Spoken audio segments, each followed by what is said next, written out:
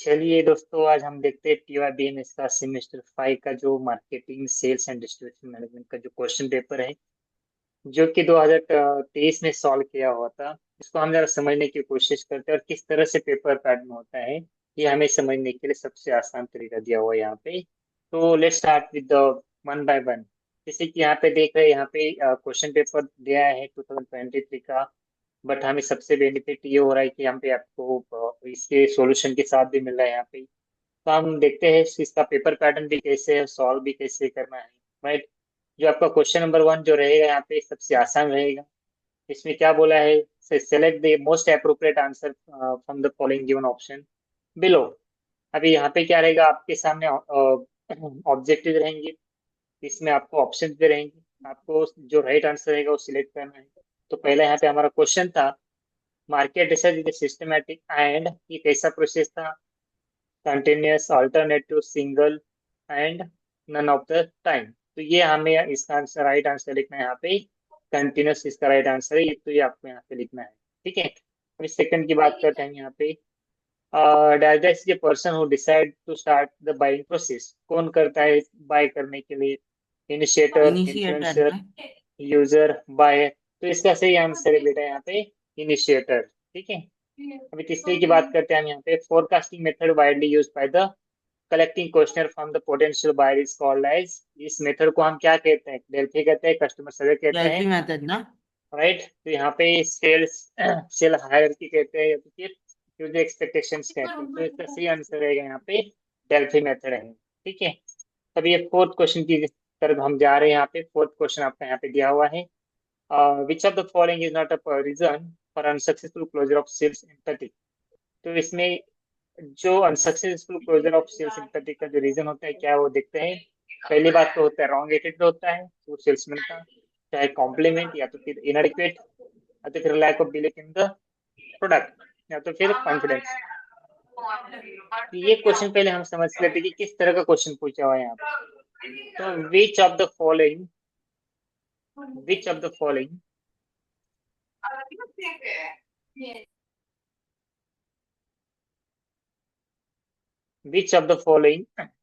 Is not a reason for unsuccessful closure of sales sympathy. मतलब इसमें से ऐसा कौन सा रीजन है कि जो बिजनेस को अनसक्सेसफुल नहीं बना सकता है।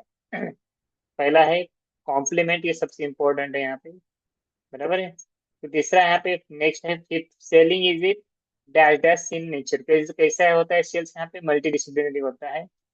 Six one he, manufacturer can use shorter channel if market competition is is किस तरह से बोला है यहाँ पे, मोर लिमिटेड, इंक्रीजिंग और हाई बोला है यहाँ पे। तो इसका सही आंसर रहेगा यहाँ पे लिमिटेड रहेगा यहाँ पे।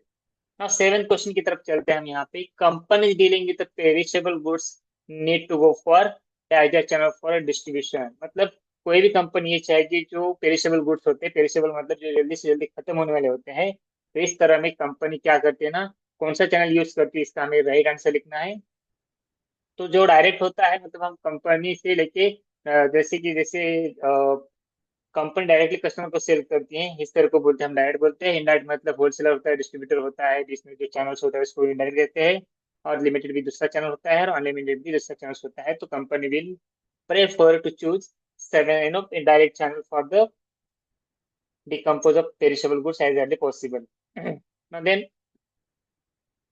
यहाँ पे दूसरा जो है, यहाँ पे एट वन जो है, large companies like HUL, Amul, Cadbury, क्या Godrej use this type of distribution channel, कौन सा मेथड यूज करते हैं यहाँ पे, तो सिलेक्टिव, इंटेंशनल, एक्सक्लूसिव और इंक्लूसिव। तो इसमें यूज करते हैं यहाँ पे इंटेंसिव चैनल यूज करते हैं।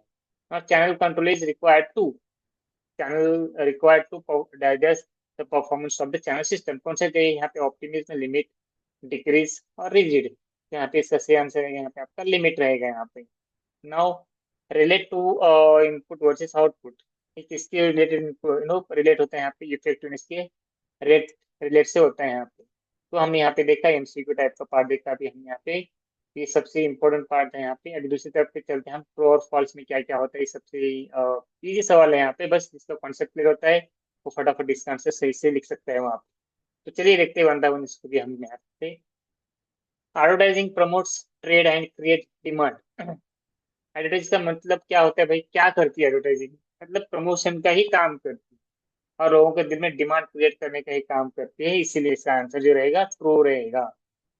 Now distribution ensure that products reach consumer as wanted by them at the right time and at the right price। अभी यहाँ पे पहले क्वेश्चन को हमें समझ के लेना है।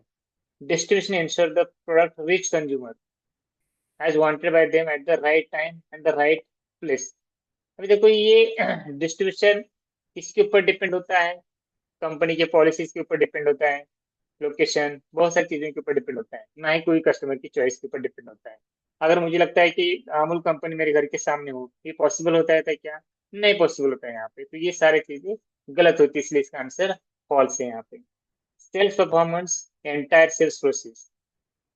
सेल परफॉर्मेंस मतलब पूरे कंपनी का परफॉर्मेंस नहीं होता है वहाँ पे, या तो फिर सारे सेल प्रोसेस नहीं होता है। सेल प्रोसेस के लिए बहुत सारी बाकी भी चीजों की जरूरत होती है, जैसे कि रिक्वायरमेंट कितना है, प्रोक्योरमेंट कितना है, उसके बाद मार्केट रिसर्च करना पड़ता है, बहुत सारी चीजें आती है उसमें जो कि इसमें कंसिडर नहीं होती हैं। तो ये इसका आंसर रहेगा, फॉल्स रहेगा। Avoiding leaves the conflict resolve. Avoiding leaves the conflict resolve, इसका जो सही आंसर यहाँ पे फॉल्स है यहाँ पे। Then market analysis a part of industry analysis. Yes exactly, market जब हम एनालिसिस करते हैं ना, ये पार्ट होता है इंडस्ट्री का एनालिसिस करने के बराबर होता है, इसलिए इसका आंसर सही रहेगा। नाउ इफेक्टिवनेस क्या होता है भैया? Effectiveness focus on speed, time and resources. Effectiveness focus on speed, time and resources के ऊपर डिपेंड नहीं होता है। इफेक्टिवनेस क्या होता है कि जो हमारे पास रिसोर्सेज होते हैं, राइट, कैसे यूज करते हैं, राइट, उसके बाद कम टाइम पे ज्यादा से ज्यादा यूटिलाइज करना चाहिए, ये होता है मेन उसका रीजन। तो इसलिए इसका आंसर फॉल्स रहेगा यहाँ पे। Sales management audit is unsystematic process. False. Wholesaler see the distributors at the same. गलत है यहाँ पे। होलसेलर अलग होता है, डिस्ट्रीब्यूटर्स होते हैं अलग होते हैं, तो ये इनका कोई यहाँ पे कोई रिलेशन नहीं होता है, तो ये दोनों के अलग होते हैं, इसलिए इसका आंसर फॉल्स रहेगा। Consumer orientation aim at retaining customers. Yes exactly, क्योंकि हम कंज्यूमर ओरिएंटेड के पॉइंट ऑफ व्यू से क्या करते हैं, सेल्स करते हैं और हम कंज्यूमर को रिटेन करने का काम कर सोचते हैं बार बार। Territory assignment is complex process, इसका जो सही आंसर है यहाँ पे ट्रू है। तो these are the simple part we have covered today. 15 mark का हमने यहाँ पे पार्ट कवर कर दिया है, sales and distribution management. I hope आपको ये वीडियो बहुत अच्छा लगा होगा। अगर लगा तो फिर आपको इसको लाइक करना और सब्सक्राइब करना मत भूलिएगा। Thank you.